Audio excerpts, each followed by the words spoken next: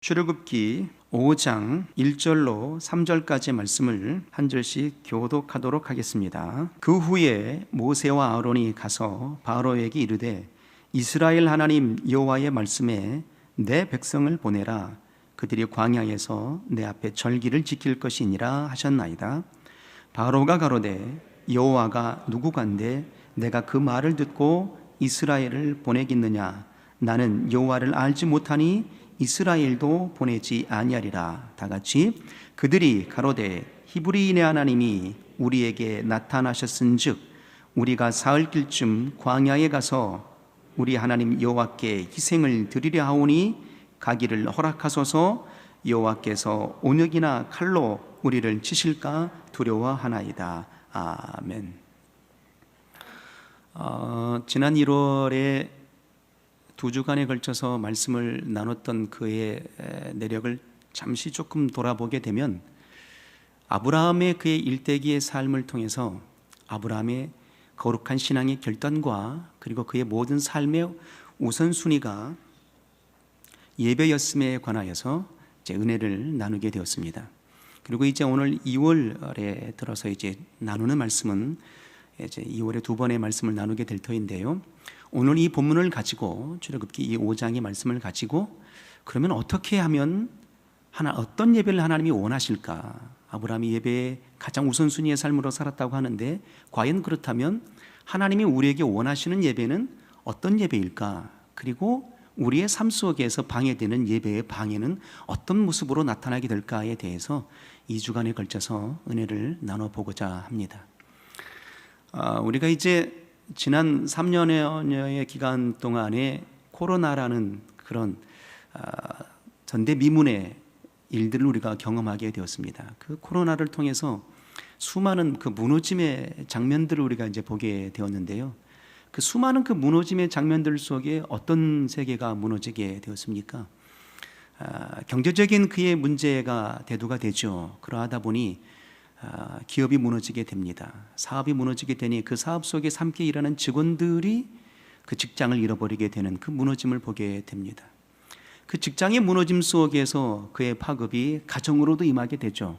그러다 보니까 가정도 경제적으로 무너짐의 역사를 보게 됩니다.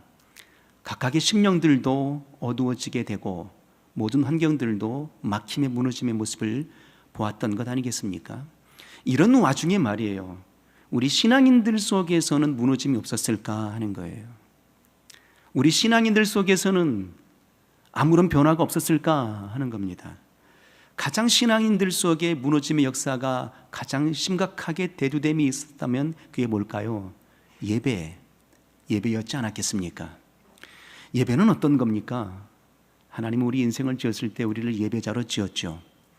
아브라함이 가장 삶의 우선순위로 삼았던 게 예배였습니다. 왜냐고요? 하나님 우리를 예배자로 지었기 때문이었습니다. 그런데 우리가 그 환경적인 무너짐들 속에 예배가 무너지게 되었다 하는 것입니다. 창세기 2장과 3장에 걸쳐서 계속되게 하나님께서 그 지으신 아담을 향해서 어디에 이르게 하시는가를 들여다보게 되면 에덴의 동산을 창설하시고 에덴의 동산에 아담을 두십니다. 에덴의 동산이 이 시대에 어떤 의미이겠습니까? 에덴의 동산은 이 시대의 교회의 가장 최초의 교회의 모습이었습니다. 그렇다면 하나님께서 에덴의 동산을 창설하시고 아담을 불러내신 이유가 뭐였겠습니까? 그곳에서 하나님과 깊은 사귐을 나눌 수 있는 영적인 소통, 영적인 교감, 하나님과의 거룩한 사귐의 역사, 예배였던 겁니다. 그러므로 하나님께서 그의 예배의 삶을 위해서 아담을 따로 이 동산을 창설하시고 그곳에 두신 겁니다. 곧 에덴의 동산은 이 시대의 교회의 모습이었고 그 교회 속에서는 하나님께 영광을 돌리는 예배를 원하셨음을 우리가 발견하게 되는 거예요. 이어서 이제 노아의 시대로 넘어가지 않습니까? 노아의 시대로 넘어가게 되면 이제 하나님께서 이렇게 말씀하시게 됩니다. 하나님이 사람을 지으심을, 인생을 지으심을 안타나사 그 모든 지으신 인생을 지면에서 다 쓸어버릴 계획을 선포하시게 됩니다. 그러나 노아는 은혜를 입었기 때문에 노아에게 이렇게 말씀하시죠. 너는 이렇게 식양을 따라서 방주를 지으라 말씀하셨어요. 방주가 무엇입니까? 아담을 향하여서 에덴의 동산을 창설하신 그 에덴의 동산이 최초의 교회였던 그 교회의 모습이 이제 노아 시대에는 노아의 방주로 이어지는 모습이 된다 하는 것이거든요. 그래서 하나님께서 노아에게 방주를 지으라 말씀하셨는데 그 역사의 방주가 어떤 모습이었습니까? 상, 중, 하, 3층으로 된 사각형의 배였습니다. 그리고 3층 꼭대기 중앙에 하늘을 향해서 창을 내라 이렇게 말씀하셨어요. 왜 하늘을 향해 창을 내라 말씀하셨을까요? 세상 바라보지 말고 하늘을 열어서 그곳에서 집중된 예배를 하라 하심에 하나님의 역사가 담겨져 있었기 때문입니다. 결국 노아의 방주가 어떤 곳이었겠습니까? 교회였고 그 교회 속에서 참된 예배가 이루어지게 되는 것이고 그 교회 안에 들어오는 자, 곧 예수 그리스도 안에 들어온 자들만이 구원함을 입게 되는 역사를 보았다 함을 보여주는 겁니다. 예수 그리스도를 초월하고 예배가 이루어질 수 있을까요? 예수 그리스도를 초월하고 구원함을 입을 수가 있을까요? 결단코 있을 수가 없죠. 에덴을 초월하고서 하나님과 사귐을 가질 수가 없었습니다. 노아의 방주를 초월하고서 구원함을 입을 존재가 없었던 겁니다. 곧 우리 하나님께서는 예배, 성공을 원하셨기에 노아를 향해서 이렇게 방주를 지으라 명하셨던 겁니다. 그리고 이제 이후에 모세의 시대로 넘어가지 않습니까? 모세 때에도 마찬가지로 우리 하나님께서 설교도를 주십니다. 이렇게 성막을 지으라 말씀하시게 되는 거죠. 그래서 이스라엘의 모든 백성들은 어디를 중심으로 살아가게 될까요? 성막을 중심으로 광야 40년의 여정을 걷게 되는 겁니다. 성막을 중심으로 세 지파씩 동서남북 12지파가 포진하여 이르게 되죠. 성막이 움직이면 이스라엘 백성도 함께 움직이게 되는 겁니다. 그래서 그 성막을 지나 지성소 안에 들어가 주님의 임재하심을 경험하게 되는 거예요. 결국 이스라엘 백성들을 통해서 성막을 중심으로 움직였다는 역사는 뭐겠습니까? 성막은 이 시대의 교회의 모습이잖아요. 그 성막 속에 주님의 임재하심의 역사가 있었던 거예요. 은혜의 역사의 임재가 있었던 겁니다. 곧 이스라엘 모든 백성들은 말이죠, 하나님의 말씀하심의 핵심의 요체가 뭐겠습니까? 예배를 떠나지 말라 하심이에요. 예배를 초월치 말라 하심인 겁니다. 성전을 떠나지 말라 이런 의미도 있습니다. 그러나 성전 속에서 뭘 하느냐 이거예요. 성전 가운데에서 무엇을 하느냐 이거죠. 지성소 안에 들어가서 주님의 임재하심을 경험하는 겁니다. 주의 사시는 생명의 얼굴을 대면하여 뵙는 역사가 일어나는 거예요. 결국 우리 인생의 모든 삶은 예배 중심의 삶으로 지었고 예배 성공의 삶으로 이끌어내신 겁니다. 그리고 이제 솔로몬의 시대로 들어가게 되죠. 드디어 움직이지 않는 고정된 성전을 허락하여 주십니다. 그 솔로몬의 성전에서도 역시 하나님께 영광의 예배를 돌릴 수 있는 역사가 이어지게 되는 겁니다. 그리고 이제 이후에 말이죠, 놀라운 변화의 역사가 일어나게 됩니다. 예수 그리스도 이 땅에 오셔서 말이에요, 참 성전이신 주님이 이 땅에 친히 임재하셨죠. 사람으로 현현하신 겁니다. 나타나신 거예요. 성전으로 오신 겁니다. 그 참 성전된 이가 오셔서 우리 인생들에게 선언하심의 역사가 뭐였겠습니까? 너희가 하나님의 성전인 것과 하나님의 성령이 너희 안에 거하심을 알지 못하느냐라고 그렇게 되물으셨던 겁니다. 누가 성전이라고요? 우리 영혼이 하나님의 성전인 것입니다. 왜 우리를 성전 삼아 주셨을까요? 성전의 의미가 무엇인데요? 그래서 주님의 요한복음 13장과 14장에 연이어서 이렇게 말씀하십니다. 참 성전 되신 우리 주 예수 그리스도께서 성전 삼아 주신 우리를 향하여 이렇게 선언하시는 거예요. 너희가 내 안에, 내가 너희 안에 라고 선언하시는 거예요. 우리가 참 성전된 예수 그리스도 안에 들어가는 겁니다. 성전 되신 예수 그리스도 안에 들어가서 우리가 뭘 하게 될까요? 영광의 예배를 돌려드리는 겁니다. 하나님을 섬기는 일을 하는 겁니다. 영광의 찬송을 돌려드리는 그 섬김의 일을 하는 거예요. 그러니까 참된 성전 되신 우리 주 예수께서 우리를 성전 삼아주신 그 이후의 중심의 세계에는 진정한 예배자로서의 회복을 허락하여 주신 장면이었던 겁니다. 그래서 예수 그리스도 안에 들어가게 되면 우리가 하나님을 섬기는 진정한 예배의 역사가 일어나게 되는 거예요. 그리고 주님이 성전 삼아주신 우리 안에 들어오신다 하셨어요. 내가 너희 안에 이렇게 말씀하셨거든요. 그 역사의 중심이 뭐겠습니까? 주님이 우리 안에 들어오시면 어떤 역사가 일어나게 될까요? 바로 나로 말미암지 않고는 아버지께로 올 자가 없느니라, 내가 곧 길이요 진리요 생명이니라 라고 선언해 주셨지 않았겠습니까? 곧 예수 그리스도께서 복음의 중재자가 되시는 거예요. 아버지 하나님과 우리를 연결하여 주시는 역사를 행해 주시는 겁니다. 나를 초월하고서는 너희가 아무것도 할 수 없나니, 아무 열매를 맺을 수 없나니 가지처럼 버려져 불사람을 당하느니라 라고 선언하시는 겁니다. 복음의 중재자로서 우리 안에 들어오시는 거예요. 아버지 하나님과 연결해 주시려고요. 그때 비로소 진정한 구원의 역사가 이루어지는 것 아니겠습니까? 이 모든 세계가 무엇입니까? 예배, 성공에 초점이 모아지게 되는 겁니다. 올 한 해 말입니다. 우리가 행복한 성도, 건강한 교회 아니겠습니까? 어떤 성도가 가장 행복할까요? 어떤 교회가 가장 건강한 교회일까요? 예배 성공이 임하는 역사의 교회가 가장 건강한 교회이죠. 각각의 성도의 삶의 모습들 속에서 진정한 예배의 삶이 이루어지게 되는 성도가 가장 기쁨이 충만한 성도 아니겠습니까?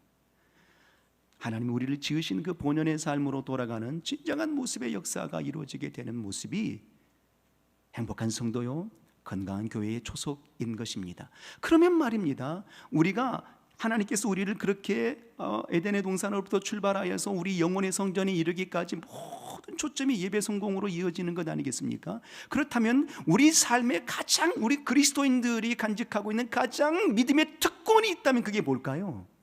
우리 그리스도인들이 간직하고 있는 가장 최고의 특권이 있다면 뭐겠어요? 구원의 영생입니까? 구원의 영생은 예수 그리스도를 믿음으로 말미암아, 영접함으로 말미암아 이루어지는 세계예요. 그러면 우리의 삶은, 그리스도인의 삶은 뭐겠습니까? 구원받은 자로서의 삶이 이어지는 것 아니겠습니까? 결국 구원받은 자로서의 삶이 이어지는 가장 최고의 특권이 있다면 그게 뭐겠습니까?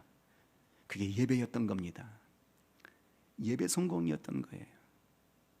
예배 성공의 삶이 가장 그리스도인의 최고의 특권인 겁니다. 하나님과 깊은 사귐 말이에요. 그 사귐의 역사를 이루기 위해서 하나님의 형상으로 우리를 지었고 가장 존귀하고 특별한 인생으로 지어내셨어요. 그리고 그런 삶으로 계속해서 우리를 이어가게 하시는 것이지요. 그 삶의 회복을 위해서 주님 친히 이 땅에 오셨으니까 말이에요. 그러니까 이 시대의 그리스도인들에게 있어서 가장 최고의 특권이 있다면 그건 예배 성공입니다.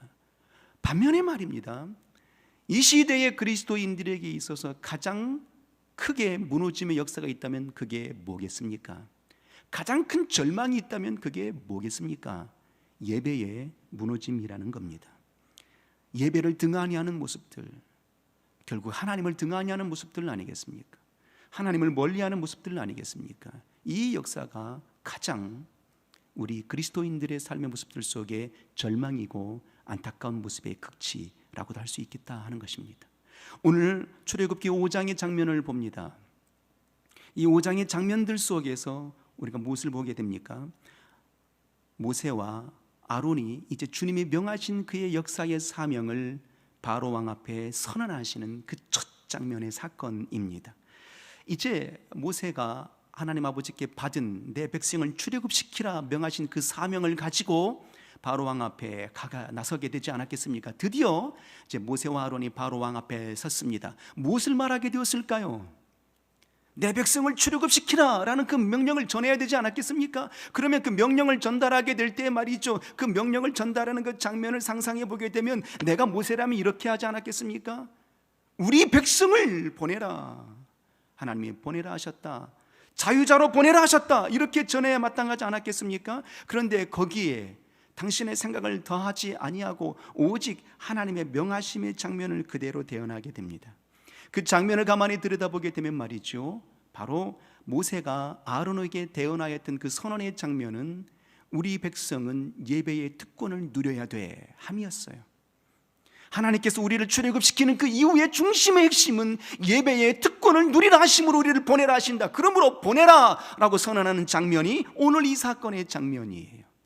5장 1절에 이렇게 모세가 고백하게 되는 거지요. 그 후에 모세와 아론이 가서 바로에게 이르되 이스라엘 하나님 여호와의 말씀에 내 백성을 보내라, 그들이 광야에서 내 앞에 절기를 지킬 것이니라 하셨나이다 그랬어요. 절기를 지키는 것, 그게 뭐겠습니까? 예배거든요. 그리고 3절에 이렇게 말합니다. 사흘길쯤 광야에 가서 우리 하나님 여호와께 희생을 드리라 오니 그랬어요. 희생이 뭡니까? 그게 예배거든요. 그러니까 결국 하나님께서 이스라엘 백성들을 애굽에 430년 동안 종으로 살아가고 있었던 그때에 그들을 출애굽시켜 내신 이유가 뭐겠습니까? 고통 속에 놓여있는 그 사실을 보았다라고 출애굽기 3장은 선언합니다. 그들이 부르짖는 질고의 우고의 소리를, 기도의 소리를 들으셨다라고 말씀하셨습니다. 그들이 고통 속에 놓여 있었으니, 그들이 간과했으니 응답하여 주심으로 건져내시는 것으로 끝나는 모습이었겠습니까? 결코 그렇지 않죠. 하나님께서 이스라엘 백성들을 출애굽시켜 내신 그 이유의 핵심은 뭐겠습니까? 예배 성공을 위해서 불러내신 거예요. 예배 성공을 위해서 불러내신 거라고요. 진정한 예배의 삶을 위해서 불러내신 거라고요. 진정한 영혼의 자유를 위해서 불러내신 거라고요. 자, 그렇다면 오늘 본문 속에서 우리가 보아야 될 핵심의 역사가 뭘까요? 하나님이 받으실 만한 예배는 어떤 예배인가 하는 거예요. 하나님이 기뻐하시는 예배는 어떤 예배인가 하는 겁니다. 하나님은 어떤 예배를 기뻐하실까? 그냥 앉았다 돌아가면 그게 예배일까? 주일을 했으니까 그냥 시간만 때우다 돌아가면 그게 예배일까? 결국 그렇지 않음을 오늘 성경은 말하고 있습니다. 자, 우리 성경을 한번 볼까요? 자, 이렇게 한번 성경을 한번 보도록 하겠습니다. 성경을 본문을 열어서 봅니다. 출애굽기 5장 1절을 우리 큰 소리로 한번 읽겠습니다. 하나님께서 우리에게 원하시는 예배가 어떤 예배인지 한번 집중하여 보도록 하겠습니다. 자, 읽습니다. 시작. 그 후에 모세와 아론이 가서 바로에게 이르되 이스라엘 하나님 여호와의 말씀에 내 백성을 보내라. 그들이 광야에서 내 앞에 절기를 지킬 것이니라 하셨나이다 그랬어요. 그들이 어디에 가서 절기를 지킬 거라고요? 광야에서라고 말합니다. 그리고 3절에도 중반쯤에 이렇게 말합니다. 우리가 사흘길쯤 광야에 가서라고 말합니다. 하나님이 원하시는 예배의 첫 장면입니다. 하나님이 원하시는 예배는 어떤 예배일까요? 광야에서의 예배예요. 광야, 그곳이 어떤 곳입니까? 물이 없죠. 생명이 없습니다. 살 길이 없습니다. 혼자 힘으로, 스스로 힘으로는 살 수 있는 길이 아닌 것이죠. 그러니까 광야는 어떤 곳이겠습니까? 신앙인들 속에 광야는 어떤 곳이겠어요? 주님과 독대하는 곳이에요. 주님의 얼굴을 대면하는 곳이라고요. 오직 하나님을 중심으로 삼는 곳이라고요. 좌를 봐도 우를 봐도 동서남북을 어디를 바라봐도 나에게 도움을 줄 수 있는 이는 아무도 없어요. 오직 하나님만을 바라볼 수 있는 곳이 광야잖아요. 그래서 우리 하나님께서 원하시는 예배는 어떤 예배였겠습니까? 하나님이 중심이 되는 광야에서의 예배예요. 그래서 주님은 이렇게 말씀하셨잖아요. 너희는 기도할 때에 골방에 들어가서 문을 닫고 기도하라. 은밀한 중에 들으시는 하나님이 너희 기도를 들으신다 하신 거예요. 하나님께만 집중할 수 있는 그 예배, 하나님이 중심이 되는 그 예배를 원하시는 거예요. 내 삶의 중심이 누구라고 우리는 신앙을 고백하고 있습니까? 우리 주 예수 그리스도라고 고백하고 있거든요. 왜 주님이 친히 애굽 땅에서는 예배를 할 수가 없었겠습니까? 할 수 있었겠죠. 그런데 애굽 땅이 어떤 곳입니까? 문화의 중심지예요. 애굽 땅이 어떤 곳입니까? 속성의 중심지예요. 이 속성의 중심지에서, 문화의 중심지에서 하나님을 향하여서 온전히 주님만 바라볼 수 있는 집중된 예배가 가능했을까? 가능하지 않죠. 우리의 과거의 모습과 오늘의 현장의 모습을 비교해 보면 확연하게 알잖아요. 우리 가난했던 시절 때 말입니다. 80년대, 90년대만 하더라도 산기도 얼마나 열심히 다녔습니까? 새벽기도 얼마나 열심히 했습니까? 철야기도 얼마나 열심히 했습니까? 우리 교회만 하더라도 새벽 4시까지 새벽기도 했잖아요. 철야기도 했잖아요. 요즘 어떻습니까? 경제의 대국입니다. 선진국에 들어왔죠. 밥 굶고 살아가는 이가 없습니다. 그러니까 어떤 마음이 들어요? 하나님을 의지하지 않아도, 절박하게 하나님을 의지하지 않아도 문화를 누리고 살아갈 수 있는 처지가 된 거거든요. 그렇다 보니까 어찌 됩니까? 기도가 사라집니다. 예배가 사라집니다. 간절함의 예배가 사라지는 거예요. 간절함의 기도가 사라지는 거예요. 그렇게 몸부림쳐서 하나님, 나 영혼을 구원해 주세요, 우리 가정이 평안하게 해주세요, 우리 가정이 부유하게 해주세요라고 그렇게 매달렸던 그 심령의 모습들이 이제 부유하게 되니까 말이에요, 살 만큼 살게 되니까 사라지게 되었잖아요. 이런 현실 속에 놓여있는 장면입니다. 애굽 땅, 이 시대의 문화의 극치예요. 애굽 땅, 이 시대의 현실의 극치예요. 그곳에서 과연 하나님께 집중하여 예배할 수 있겠습니까? 그게 안 되는 거죠. 그래서 우리 하나님이 아담을 에덴의 동산을 따로 창설하신 거예요. 그곳으로 와서 예배하라. 성막을 따로 지으라 말씀하시는 거예요. 노아의 방주를 지으라 말씀하시는 거예요. 내 영혼이 성전이라고 말씀해 주시는 겁니다.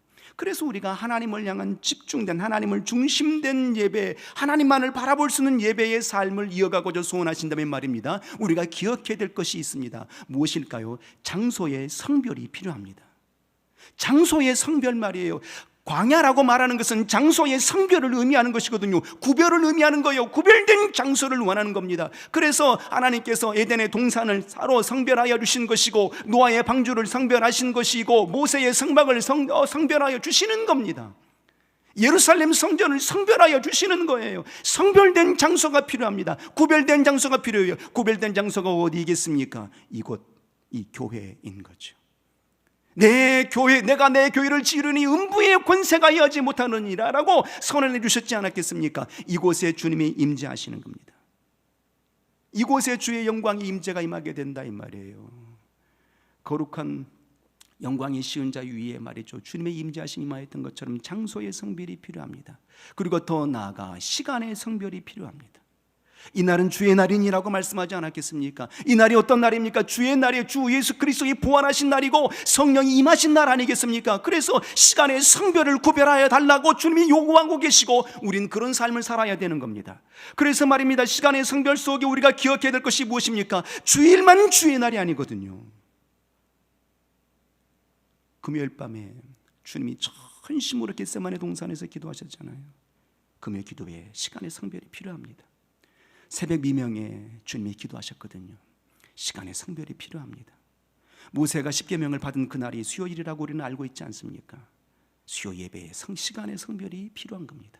그리고 더 나아가 우리 각각의 영혼의 성별이 필요합니다. 주님 말씀하셨거든요. 모세를 향하여서 내가 선 땅은 거룩한 곳이네, 내 신을 벗으라 말씀하셨어요.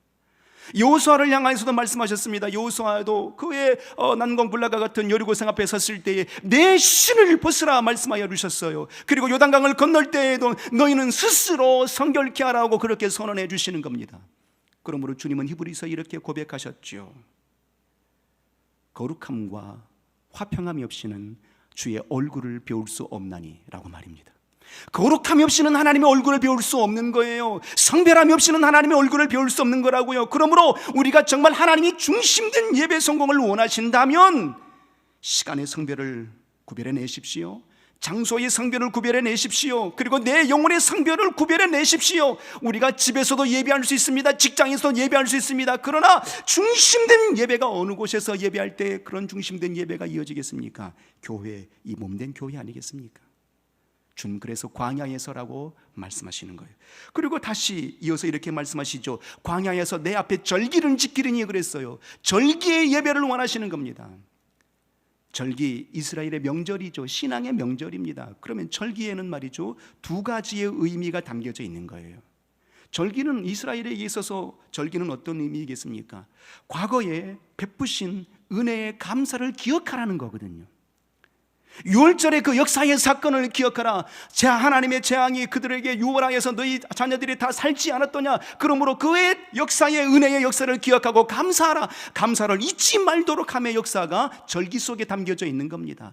너희가 홍해바다를 언제 건너니? 과거에 건넜지 않았겠느냐. 너희가 광야 속에서 초막을 짓고 안전하다고 하나님께 감사의 기쁨의 역사의 장면들이 언제 일어났겠니? 과거에 일어났지 않았겠니?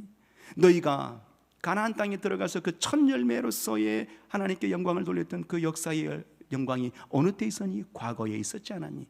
그러므로 그 모든 역사를 절기에 담아서 예배하라 하심이었어요. 그러므로 절기는 감사가 있는 겁니다. 그래서 다윗은 시편 103편 2절에 고백하는 거예요. 내 영혼아 여호와를 송축할지어다, 그 모든 은택을 잊지 말지어다가 라고 선언하고 있는 거예요. 절기, 나를 구원하심의 역사가 언제 이루어진 겁니까? 과거에 이루어진 거잖아요. 그러므로 이 절기라는 의미는 말입니다, 내게 주신 구원의 은총과 은혜에 대해서 감격과 감독을 놓치지 말라라는 거예요. 그리고 다시 이 절기의 또 다른 의미는, 두 번째 의미는 이런 겁니다. 기대거든요. 기대, 소망이에요. 하나님이 여기까지 나를 이끌어 주셨으니 이후에도 이끌어 주시고 인도해 주실 것이라는, 영원토록 함께 하실 것이라는 기대가 있는 겁니다. 곧 감사와 기대는 무엇으로 펼쳐지겠습니까? 찬송과, 기쁨의 찬송과 찬양으로 이어지게 되는 겁니다. 그래서 이 예배는, 하나님이 받으실 만한 예배는 어떤 예배일까요? 엄숙하고 거룩한 예배만 하나님이 받으시는가? 그렇지 않아요. 기쁨의 찬송과 감동이 있는 예배, 찬양이 있는 예배를 하나님이 받으시는 거예요. 느헤미야 시대 때 말입니다. 그 무너진 성벽을 느헤미야가 52일 만에 재건을 합니다. 무너진 성벽을 재건하게 되면 이스라엘의 무너진 신앙도 살아날 줄 알았어요. 그런데 그들의 신앙이 살아나질 않습니다. 그래서 이제 느헤미야가 이스라엘 모든 백성들을 수문학 광장에 다 모이게 합니다.